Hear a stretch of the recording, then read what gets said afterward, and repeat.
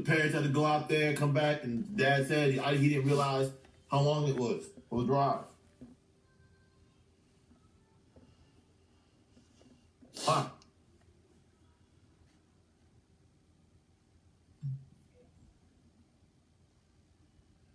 For me, when he said that, it was like, dang, like he might just be thinking like, what's happened to my son? Why is he in the hospital? Because his son said that he was going straight home, and he didn't know he was drinking. So it was like, why is he even there? Like there could be so much is going on in his head that he wasn't even like focused, and he was just like, why is my son in the hospital? And so, as a parent, he's all, it's all the uncertainty, and you at some point probably angry, upset, and this boy, but he's in the hospital, and all those conflicted. Then when he sees his son, they out front racing again, y'all. Then he sees his son, and his wife sees his son, and it's, oh my God, my son. Total compassion, weeping, anger, and all that stuff goes away.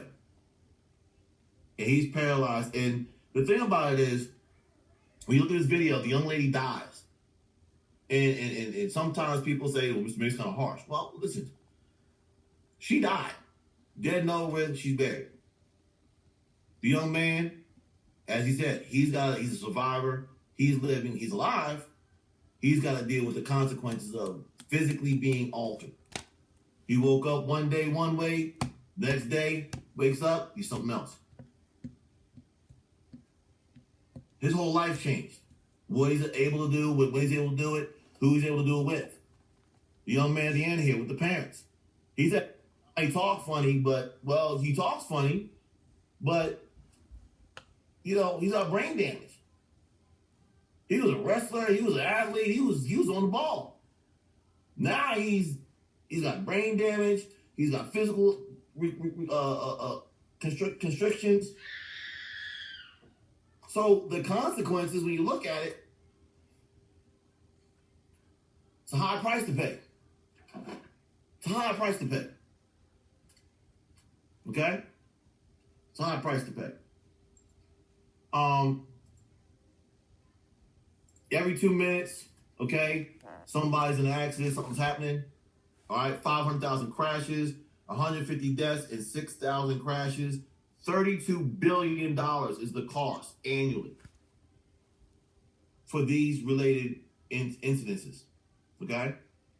A bad decision, what is a drink? 1 can of beer, 12 ounces. Okay? There we go. Equals 8 to 9 fluid ounces of a malt liquor. Malt liquor is a heavier beer from the wheat. Okay, so it's got a little more alcohol in it, 7% versus 5%. A glass of wine, which is 5 ounces, less than half what the can of beer is, but it's 12 ounces of alcohol. It'll be 12% of alcohol. Okay, so it gives you more pep in that small amount. And then you have the 1.5 shot. Okay, gin, rum, tequila, vodka, whiskey, scotch, Hennessy, all 40% alcohol. All it takes is 1.5 ounces. And that's one serving. So you go 2 or 3 deep, you already,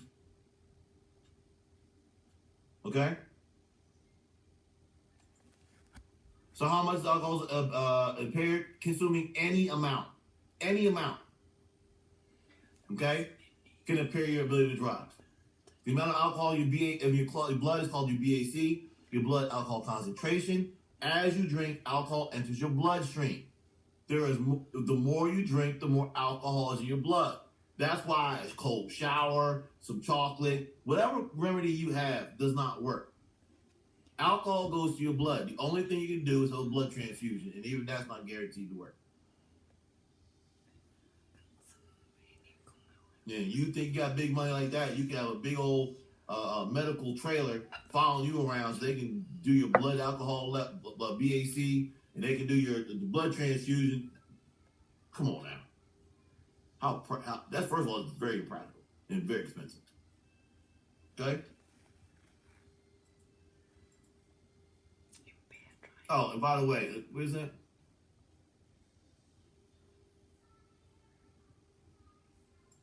Oh, we'll go this one. So impaired driving, okay? We're gonna pick on Jaden. So we got Jaden here. All right, Jaden, unmute yourself. All right. So we got Jaden here. He's getting off of work. He's getting out of school. Jaden, you feeling good, right? Yeah. Okay. So Jaden's feeling good. Now Jaden's gonna sit here. All of a sudden, he gets a call. And who's on the other end? Boy. All right. It's gonna be Malachi. All right. Malachi calls him up. Yo, Jay, man. Yo, you gotta come through. Come get us, man. Oh, man. So, man, I ain't seen you, boy. Look, well, we go hoop. But nah, man. We going to what's his name spot. And, well, man, yeah, Jay's like, man, it's got off, man. Now, fatigue. Well, it's just me and Monty here. We're gonna go through. We hope you come pick us up. Oh, we Monty over there? Oh, you know, that's my girl, man. Oh, tell her what's up. You know what? I'm gonna come through. All right. So then he goes over there. He just sit there and he rolls up. He's like, "Oh, hey, Monty, how you doing, girl?" He gives her a hug. And all of a sudden, then you got Malachi there. Yo, what's up, my man? And then he don't really know her like that, right? You just know Imani's friend. Samantha with him.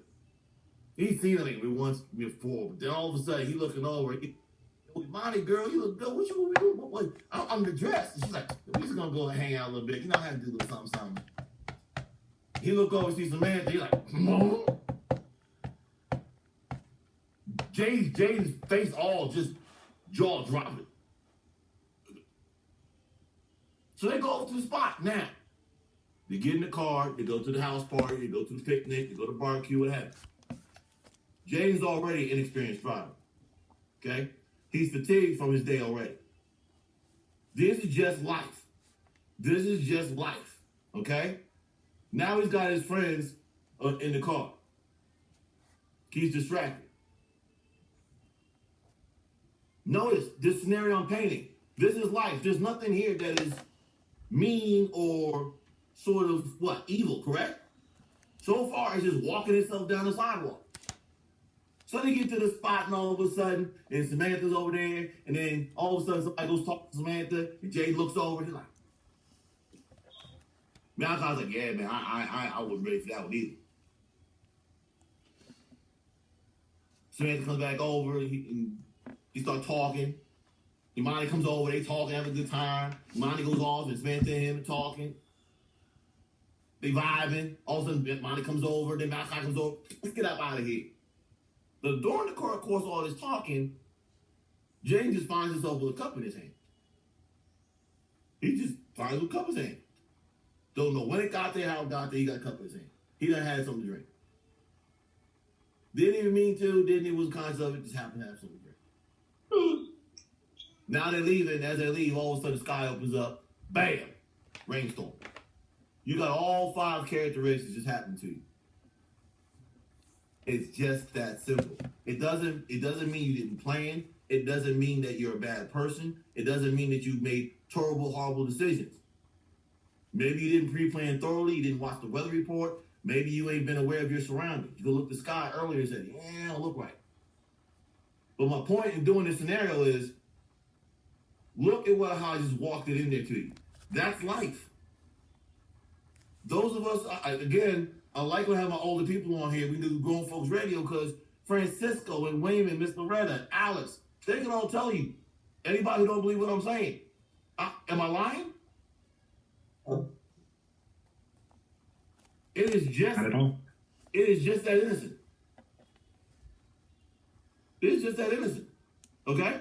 So understand how one drink. So the one thing you can control in the whole scenario is being conscious of what you're intaking in your body.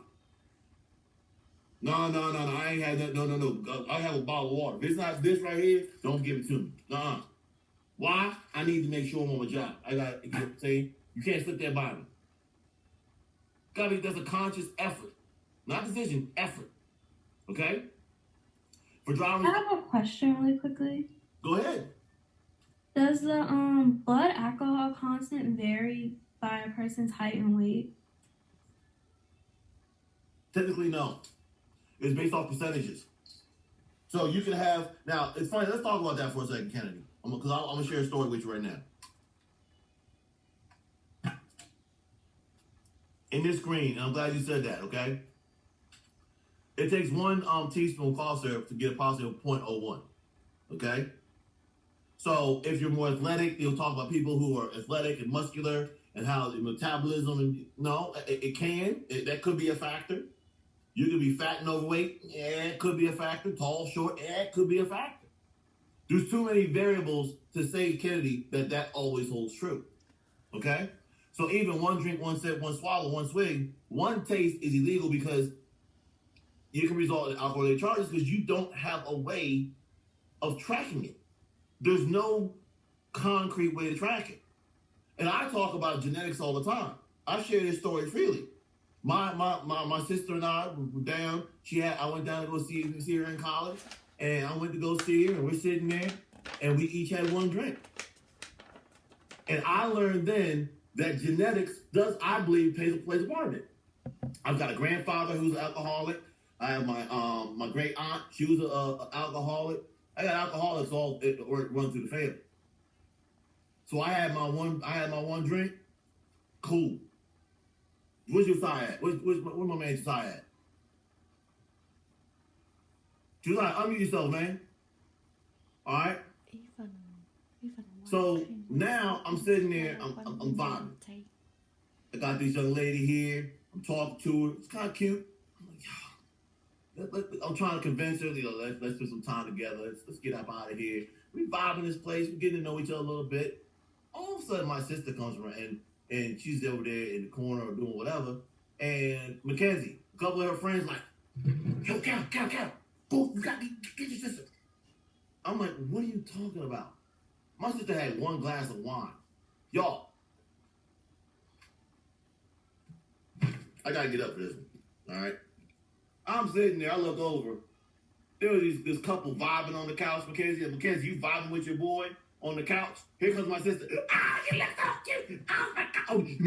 Now, girl, you better make sure you do right. You know what? She fumbling all over the place around it. I said, how much did you all give her?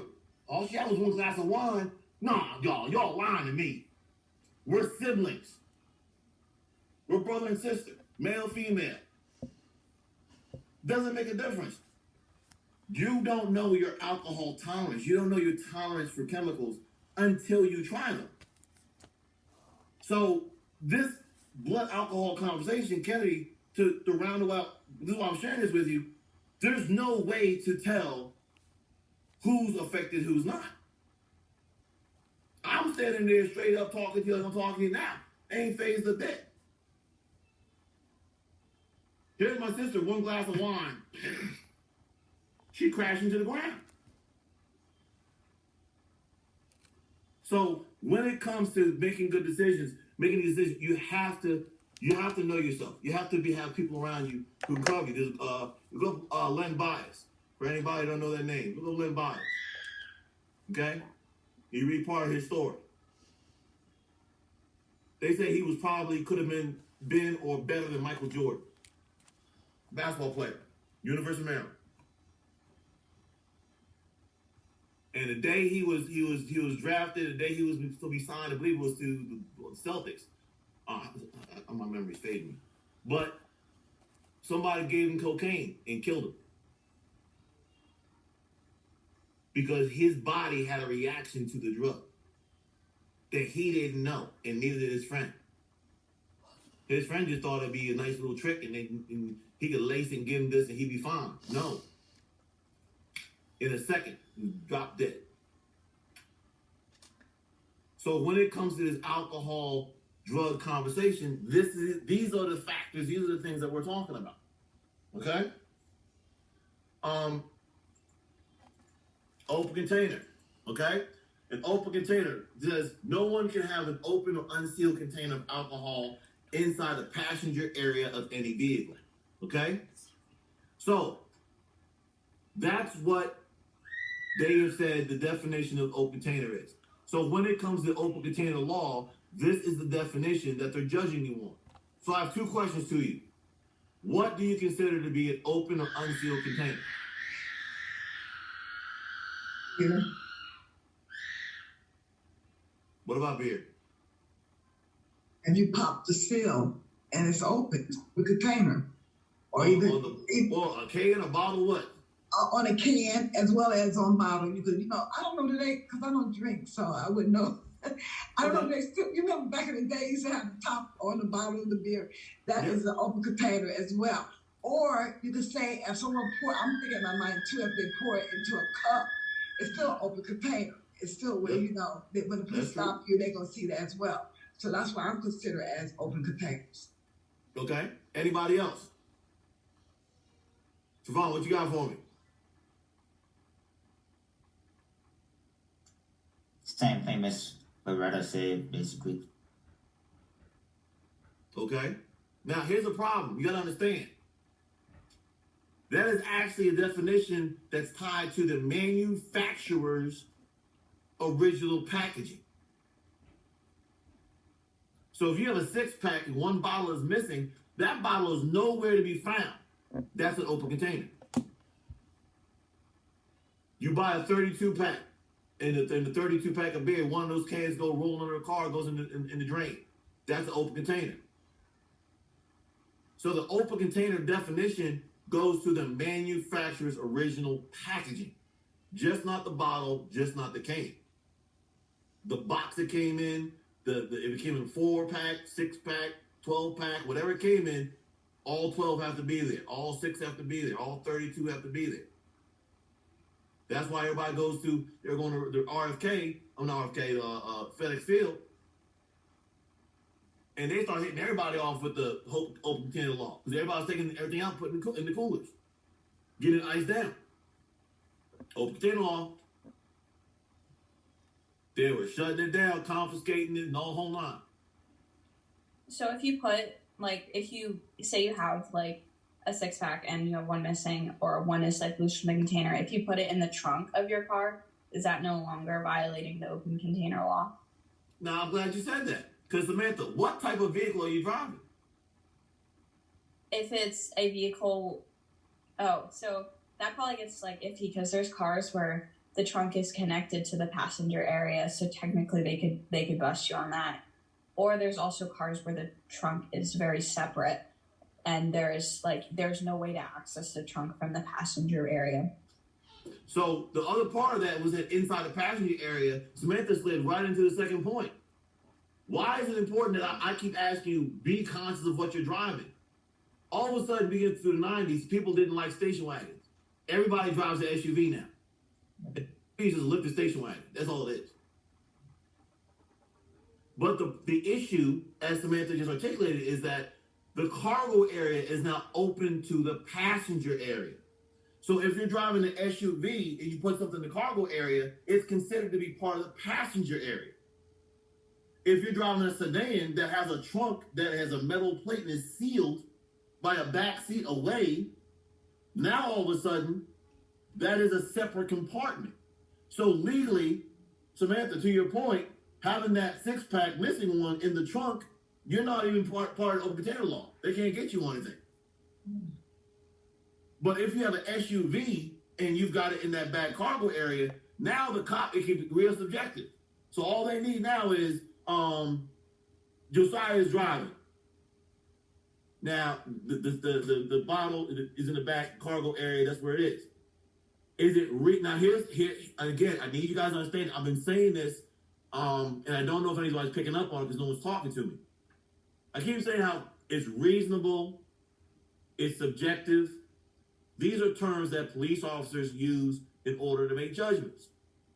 So is it foreseeable? Is it reasonable to believe that Josiah can have access to the beer in the back in his SUV? Go by himself? No. How he picks up Jaden? Jaden's in the passenger seat. Is it reasonable? Is it feasible to believe that Josiah has access to the rear cargo area? No. Oh, it's not. It's right. It could have fell out. Could have slid out. You know, now they pick up Imani, and Imani's sitting in the back seat.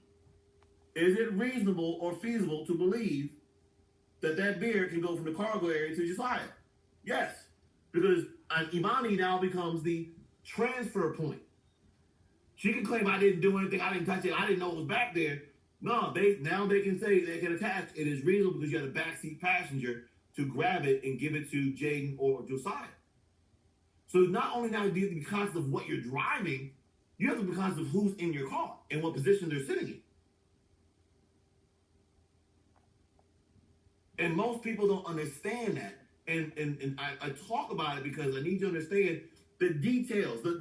They'll call it the phrase of the devil's in I can't speak right there, y'all. The details of devil's in the details. Devil's in the details. Okay. So what's happening here is we have to be conscious of our driving position. We have to be conscious of where we're positioned, what we're doing, who we're with, who's around. I'm going to tell you right now, you want to know your friends. You know your friends. Some friends you don't want to pick up. Mia, don't pick up all your crazy girlfriend because you never know what's on her. Girl, I ain't got nothing. I ain't got nothing. Also, you get pulled over in her purse or something that she shouldn't have. Now you getting hemmed up, Mia, because your crazy girlfriend over there. These are things that you have to be conscious of. And the open container law, I'm telling you, gets people all the time. Okay? So, again, trying to monitor your BAC, you can't. And we talked about it earlier. I shared the story with my sister. Okay? Same thing. It is, you can't. You don't know. Metabolism, weight, height, gender. Are you taking medication? What medications are you taking?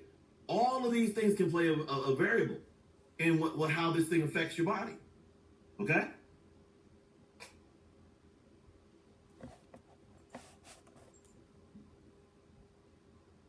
Now, when you signed up, okay, there was this thing called implied consent.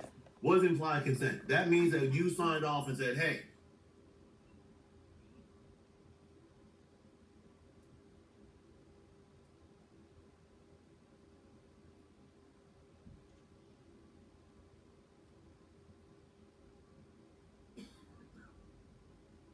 I give you the right.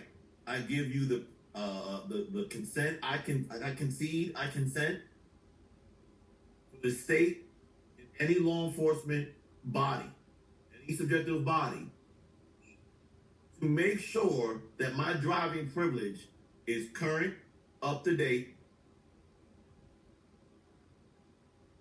and I'm doing the right thing. Implied consent. When you sign for your license, you sign for your permit, that's what you're just committed to. So they can ask, and have you been drinking tonight? I don't have to answer that. Yes, you do. Implied consent. Well, can you produce identification? No, I don't want to. Implied consent. I need to make sure that you're a legal driver. So I need information on you so I can confirm that you have a valid driver's license. Okay?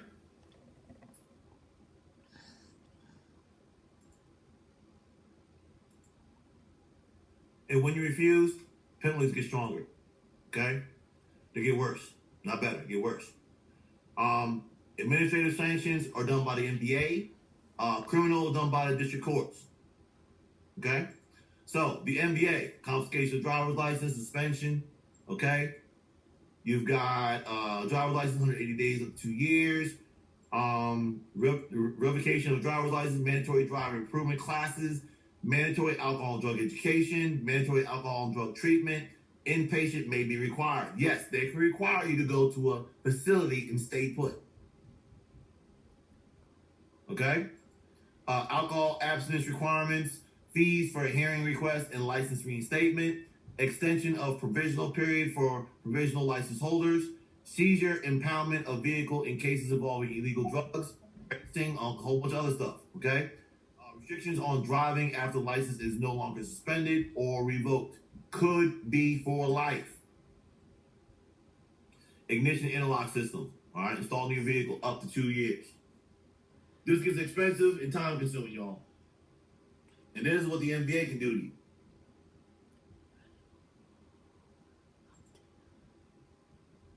Alcohol charges stay on your driving record forever. I had 2 friends of mine we're in our 40s now. Got to that point where, I'm set. I'm gonna get this promotion, bro. Woo! Good times are coming. Did a background check.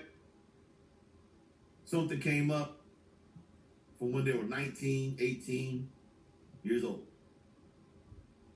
That job, that promotion went away because they were not qualified for security clearances because charges like alcohol charges stay on your license, stay on. Okay? So stay on your driving. we're young people here. Looking forward to the future. I'm just giving you a heads up. Things that you do now can and will affect you going in the future. So be conscious of the decisions that you make. Okay?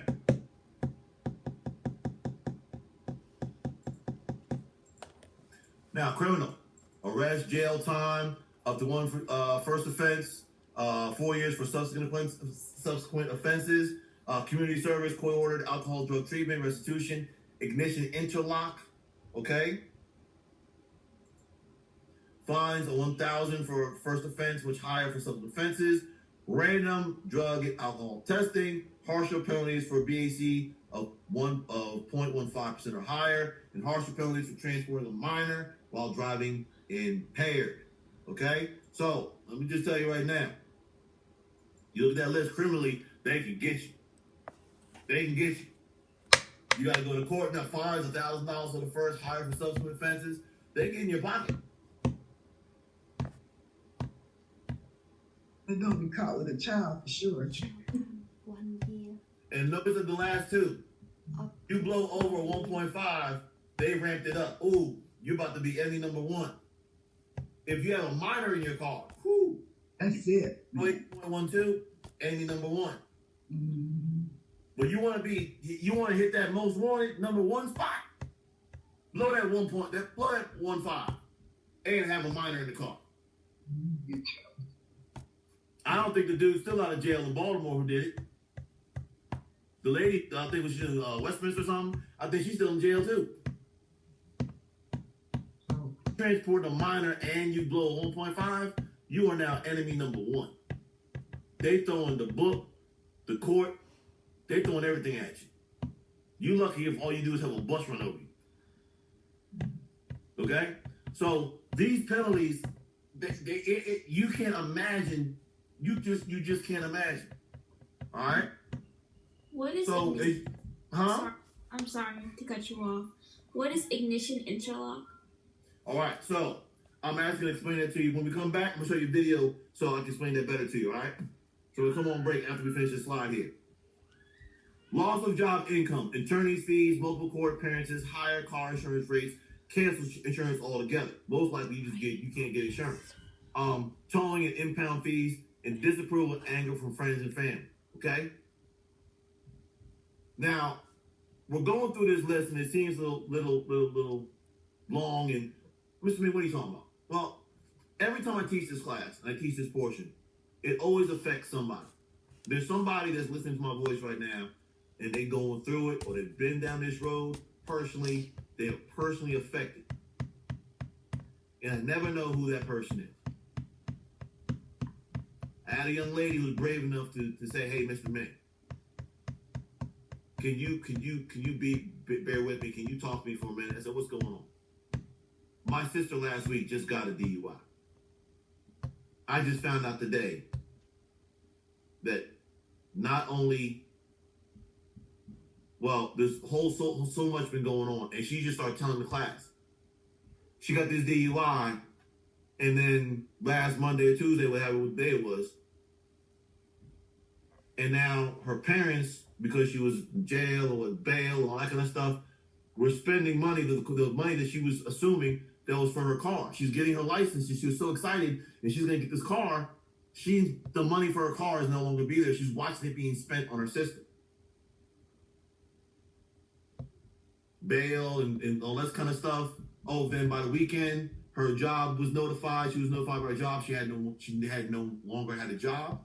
She lost her job. By the time she woke up Monday morning, her boyfriend said, "I'm out." So her boyfriend, that she was all ready, talking about she getting married and they were gonna build his life together. Oh, he bounced. He was out. So by the time we got to this lesson on Thursday, she had already experienced all of that stuff. And I went through this slide, and she said, "What's coming ahead of me?" She hadn't even gotten to court yet. They just retained a lawyer for her, and they did get the lawyer for her. And her parents that day just found out that they had to get their daughter out their house because of their jobs. Security clearances do not allow anybody to have a DUI or anything in the house. And all of their family is out of state. So their parents are trying to find a place for their daughter to live until they can figure something out, because now she has to stay in state. She can't leave the state because she has to be here for all the consequences coming her way. She can't live with her sister and her parents. So her parents are now trying to fork and find out an apartment or something for her to stay and live so they can keep their jobs, because by midnight she had to be out the house. And she's on the call with me right now, like you guys are, realizing my life is changing. I didn't commit this crime. My life is changing because of you, your decision. And it's expensive. It's expensive. Everything, the fees, that's just the start. Every time you go get some paperwork, it's a fee. Every time you gotta pay that, you gotta pay a fine. With all those fines, every time you sit there, you go to the MPA court. Hey, I gotta file this paper. Go to the lawyer. Every step of the way, you're in your pocket. You gotta start paying. You're forking out $100 here, $50 here, $500 here, $1,000 here. And she's sitting here just like Imani's sitting here right now. And that young lady was opened up and told us that story. Personal story. I'm telling you. Ignition interlock system, here, just to give you the heads up, that thing costs $1,500 to $5,000, and you have to pay for it. It's a device that's installed in your car. Because in order to drive again, they're going to monitor everything you do. So everything, the consequences that they levy on you, whether it's an ankle bracelet, home, whatever they do, you pay for it. And if you don't have a job, who's paying for this?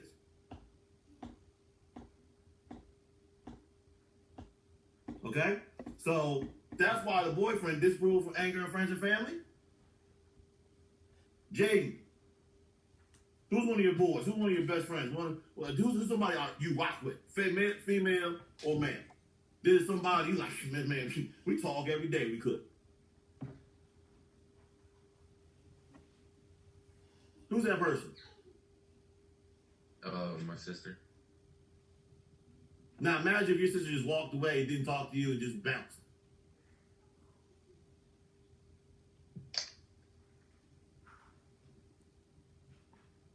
You see what I'm saying? It's hard to fathom. But these situations bring that out in people. Your sister, Jane, that you rock with, man, we ride. Something go down like this, you just turn back, walk away. Let's go ahead and take a break. We'll come back at 7. We'll come back at 7:20.